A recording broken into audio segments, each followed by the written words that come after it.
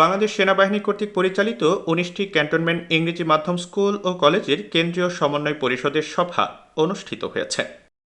বৃহস্পতিবার Dhaka সেনানিবাসের army multipurpose কমপ্লেক্সে এই সভা অনুষ্ঠিত হয়। সমন্বয় সভায় ক্যান্টনমেন্ট ইংরেজি মাধ্যম স্কুল ও কলেজ কেন্দ্রীয় সমন্বয় পরিষদের সভাপতি ও বাংলাদেশ সেনাবাহিনীর chief of general staff lieutenant general Wakeruzzaman প্রধান অতিথি হিসেবে উপস্থিত ছিলেন। এই সভায় ক্যান্টনমেন্ট ইংরেজি মাধ্যম স্কুল ও কলেজ কেন্দ্রীয় সমন্বয় পরিষদের সভাপতি তার দিক নির্দেশনামূলক বক্তব্য প্রদান করেন। সভায় বাংলাদেশ সেনাবাহিনী কর্তৃক পরিচালিত শিক্ষা প্রতিষ্ঠানের নীতি নির্ধারণী সহ সার্বিক বিষয়সমূহ আলোচনা এবং গুরুত্বপূর্ণ সিদ্ধান্ত গ্রহণ করা হয়।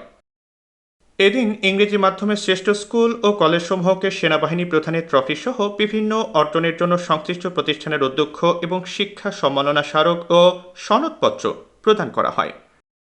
এই সমন্বয় সভায় প্রধান সমন্বয়ক ও পরিচালক শিক্ষা পরিদপ্তর, মহাপরিচালক সামরিক ভূমি ও সেনানিবাস অধিদপ্তর, বাংলাদেশ সেনাবাহিনী পরিচালিত সকল শিক্ষা প্রতিষ্ঠানের অধ্যক্ষগণ সহ অন্যান্য সামরিক কর্মকর্তাগণ অংশগ্রহণ করেন।